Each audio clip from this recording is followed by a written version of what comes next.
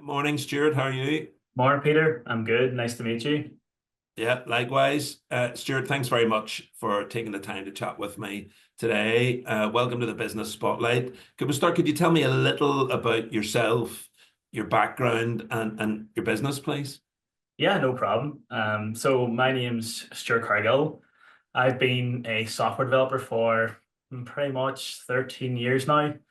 And so I've always had an interest in IT in general. I came from an IT background. I was always building things as a child, always trying to fix computers, and I always had a passion for it. So I was fortunate when I was growing up that I knew that I wanted to always work in IT, and I was able to do well in uni and got a good job after graduating with a large IT company in Belfast. So I worked there for a long time, and I really enjoyed myself. It gave me that sort of skill set in the sort of software development world along with the business world. And yeah, I was happy for a long time there. After 10 years, I felt that I wanted a change. So I moved to a different IT company, a local one in Derry where I'm based. But in the background, had always wanted to sort of build my own business. I used to work with a guy, and I just remember him telling me something. Now it's quite crude what he said, but it really actually it hit me. It was the first thing that I sort of felt was like, you know what, I want to build something. And he said to me, he said, "Sure, don't always be a wage slave." And so that's obviously quite crude, but what he meant by it is like just don't be doing the 9 to 5 grind all your life. You're never going to become truly wealthy by for working for somebody. So you have to kind of build your own thing. And so when he told me that, I like instantly started trying to think of ideas, building stuff. And yeah, I mean, I'm not short of ideas, but a lot of them don't succeed. That's kind of normal. So yeah, like I spent many times building things and they turned into nothing. But fortunately, I built something in 2019. It's a privacy platform called Quacker.io. It is a second phone number platform. So by that I mean you would go on and you would purchase a second phone number. And the primary use case would be, say you were looking to sign up to a website and you didn't really want to give out your phone number because your phone number is for life now, right? Like I know me, I'm never going to change my phone number, and I'd be quite a cautious person. So I don't like giving out my phone number to untrusted websites. So that's where the initial idea came from for that. And I built the MVP in my attic over a period of 2 weeks. It started out just purely offering these sort of numbers that people could use, and the only money that I made was through advertising monetization. And so, whenever I sort of set up the site, I had this goal of I just want to get 60 pounds per month. That was my goal. And so it actually took 6 months to even hit that target because all the traffic was through organic search. And when you first build a website to start ranking on Google, it takes time for Google to index your platform. So for the first 6 months, I seen no traction at all. But once I hit that 60 points, that gave me more drive to keep building the platform. So from 2019 to 2021, like the only monetization was through advertising. But then in 2021, I was thinking that I was missing something here. I was thinking, why couldn't I offer people to buy the phone numbers off me? For the first 2 years, it was basically just like free numbers that people could see on my website and they could, they could use them, but they weren't that great. And I was only making money through advertising. So I felt that I could research, invest in the hardware, build the platform to and the infrastructure to sell those phone numbers. And so that's what I did. That took around 2 months. And I remember after releasing the code, and that was at 12 o'clock at night, that when I woke up the next morning, all the numbers were sold out.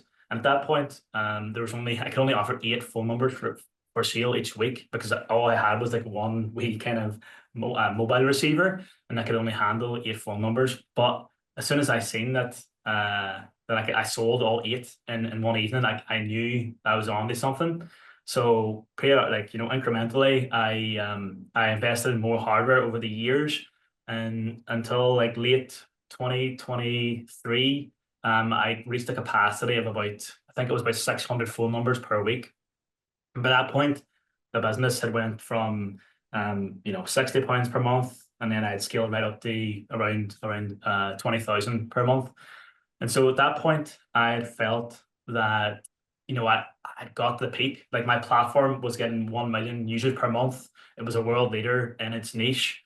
And I felt that I had done this all myself. I wanted the reward of like a lump sum of selling the business to somebody else. I felt that, I couldn't take it any further. It's just me. I can only go so far. And so I actually put it on a platform called Flippa. I'm not sure you've heard of it, but it's basically just like the eBay for selling websites and businesses online. And that was a really good experience. They give you like a sales advisor, and you have loads of meetings with potential buyers. And this story that I've just kind of told you about Quacker, I've told this to buyers so many times in the past.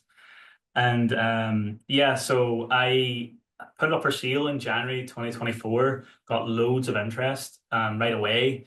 And I had a buyer by April, and it was a Polish company. They wanted to close a deal by June 2024. So that was like a 2 month period of kind of going through due diligence. And so we kind of went through that process, got right up until I think it was like 1 week before the close date of the deal, and they pulled out. They basically said that they couldn't, they didn't think they could 10x the business. And to be fair, that's one of the reasons why I was selling the business, was because I felt that I couldn't take it any higher than I already did. Mhm. But fortunately, and luckily as well, that same day that that company pulled out, I got an email from a telecoms company that kind of said to me, "Listen, Stuart, we know you've got this like hardware limit that you can only have so much hardware. We can actually remove that limitation, and we can offer you these numbers digitally, so you no longer have that limitation. You can scale your business further." So I was really ecstatic about that. I knew then that this was an opportunity to grow the business even further. And I spent 2 months working, because at this point I still had a full-time job. And so I was working 9 to 5, my full-time job, and then I would do like 5:30 to 2:30 in the morning. And I would do this for 2 months straight, basically, just to rebuild the whole platform and to integrate with this new digital system from the company. And because I knew that removing that limitation and offering a larger product base was really critical. And as soon as I did that, I 4x the revenue in a single month. And as soon as that occurred, the buyers flooded in, and there was two guys that I met with. They're based in Dubai, Mike and Dan. Instantly, I could tell these were knowledgeable guys, and they have experience in some of their platforms. Dan, for example, he's built hundreds of different online platforms, sold many as well. He's one of the biggest buyers and sellers on Flippa, and so there was tough negotiations. We kind of fell out in the beginning, then we got back together, and eventually we were able to strike a deal. And I was really happy about this because I felt they were a good fit for the business. And also because that I was able to keep 30% as well. With that new business model, I felt that there was more potential. And if I sold 100%, and then if the business scaled even further, I would have felt like I got a bit of FOMO. So I'm glad to keep that 30%. I also knew that I was still critical to the business. Because it was only me that had built it. Any person that I sold it to, there was always going to be a transition period. So why not keep 30% and continually building it towards a bigger and brighter future? So I went to Dubai in October 2024. The guys are really nice. They took me out for dinner. They took me on trips around Dubai, showed me the place I'd never been before. And so we were able to close the deal, and we have been working together ever since. And it's been a really good, seamless relationship. Even though those guys are based in Dubai, and there's different time zones, and it's obviously harder to communicate. We've been doing really well. The business continues to grow. Last month was our biggest month ever. And we're continuing to expand the product base, and the user count is higher than ever. We currently have there's 5 employees now. So there's myself, Mike, and Dan. And there's also another developer that we've hired and a systems analyst as well. So all in all, it's been really positive. There's been ups and downs like every business journey, but I'm so glad that I did it. And what would you say has been your biggest lesson since launching the business in 2019? Um, Biggest lesson would probably be um well, I guess there's two for me, right? This first one's kind of cliche. I think it really helps to be passionate about what you're building. For me, if I was like, if I was building a paper company, I have no passion in paper. So as soon as I come against an obstacle, I'll probably just not give it my all. And but fortunately, because I'm passionate about internet privacy and I got really good feedback from my customers, I was really into it, and I was like, I'm doing something good here for people. And I'm also interested in all aspects of the business, from the technology to the product itself to the customers to the support. So it made it a lot easier for me to grow the business because I was so passionate about it. Um, the other lesson that I'd say, it's less cliche. It's more about competitive analysis. So Quacker wasn't my first business. I built a classic car marketplace in 2017. At the time, there was the biggest marketplace in the UK was called Car and Classic, and I can remember looking at it. It was bringing in so much money, so much traffic. It looked absolutely terrible. It wasn't even mobile responsive. So when you looked at it on a mobile, like it didn't look correct at all. It was really difficult to use. So I felt that I could build something better, and which I felt afterwards I did build better.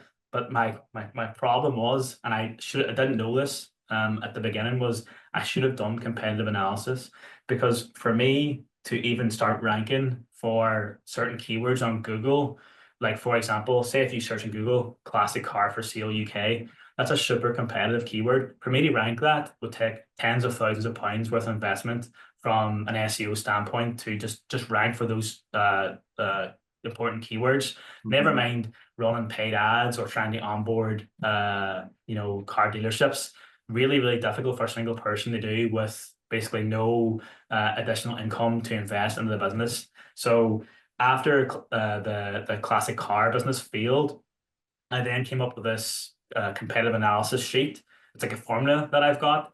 And if my idea doesn't meet that formula, then I don't go ahead with the business idea.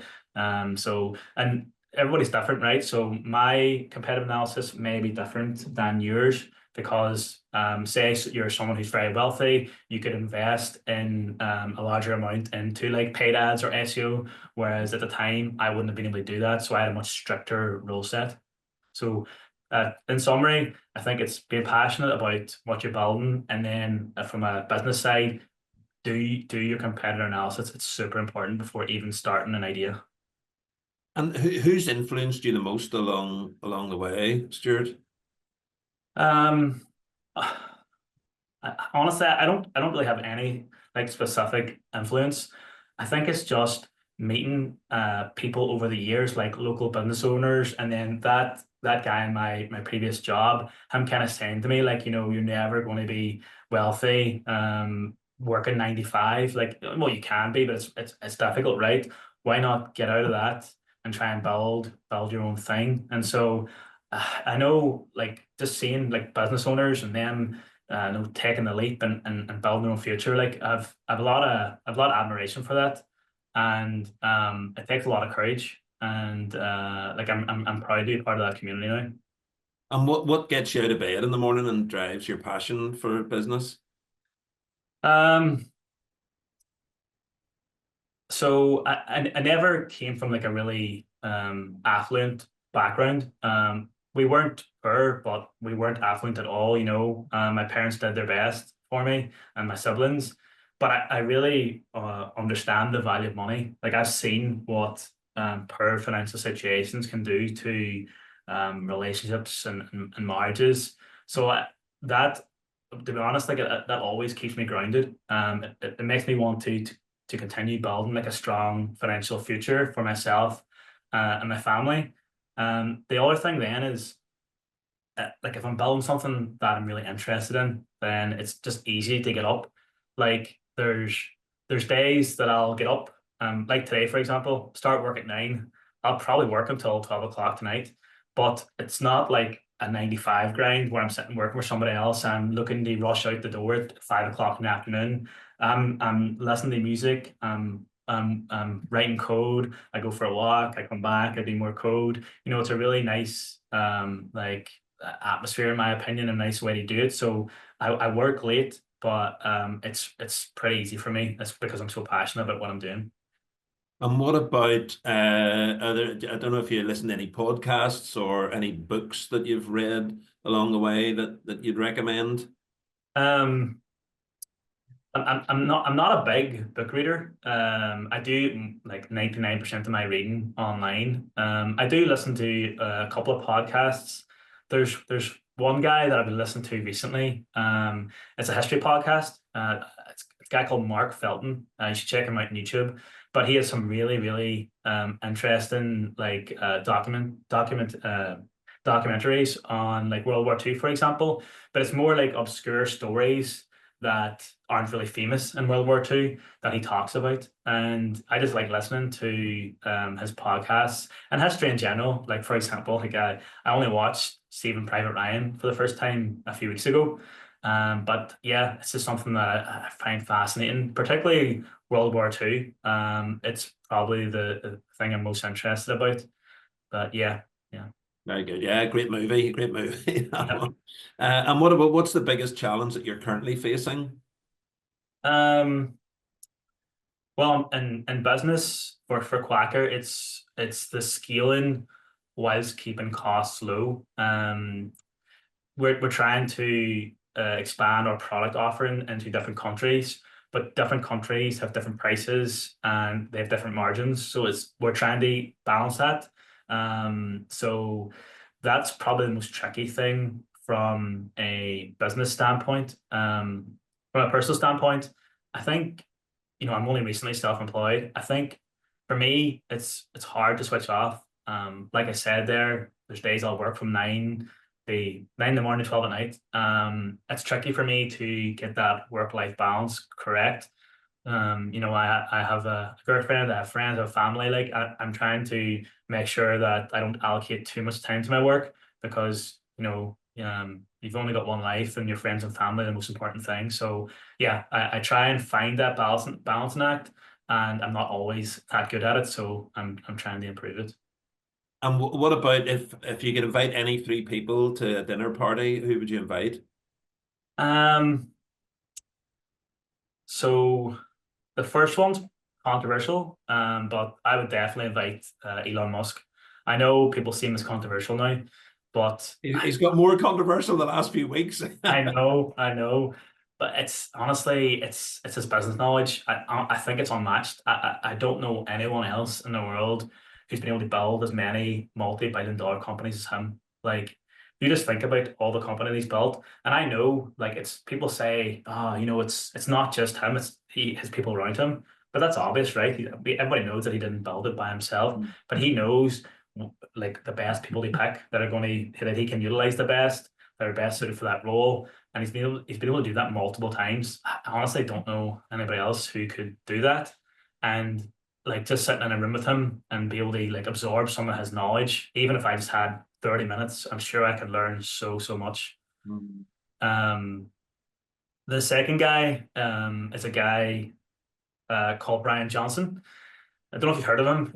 They call him the most measured man on the planet. He's actually a billionaire. He sold, what did he call that company? He built like a payment company that he sold to PayPal years ago.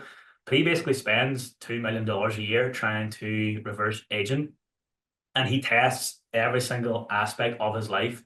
Like, I mean, everything that you can think about, he measures and tests. And some of the stuff that he's done is like it's pretty insane, but like he's a pioneer, and I'm interested in that space. So he has a YouTube channel. I like watching his stuff and seeing all the new things that he's testing because in the long term he could actually, because he's doing so much testing, he could come up with some really important discoveries. And I think prevention is better than the cure. So yeah, he's a really interesting character that I just sit down with and chat about anti-aging and reverse aging.